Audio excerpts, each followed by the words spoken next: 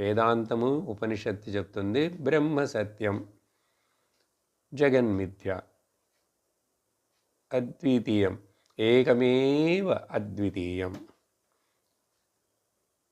మామూలు సాధారణ ఉదాహరణ తీసుకుందాం. లోకంలో ఇప్పుడు ఈ రూమ్లో నా ముందే, నా పైన తల దగ్గర అక్కడ ఒకటి రౌండ్గా ఉంది ఒక బల్బు, ఇంకో బల్బు ఏమో కొంచెం పొడుగ్గా అట్లా గొట్టంలాగా ఉంది, ట్యూబ్ లైట్.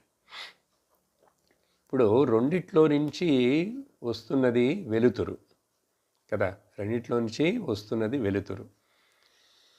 ఇప్పుడు రౌండ్ బల్బులోంచి వచ్చిన వెలుతురైనా సరే, ట్యూబ్ లైట్లోంచి వచ్చిన వెలుతురైనా సరే, అది బాగా కొంచెం కాంతిగా ఉంది, ఈ బల్బు కొంచెం కాంతి తక్కువ ఉంది, అది చూడొద్దు. దాని యొక్క బల్బు యొక్క పవర్ చూడకూడదు. దాంట్లోంచి వస్తున్న వెలుతురు చూస్తే రెండు ఒకటే కాదు.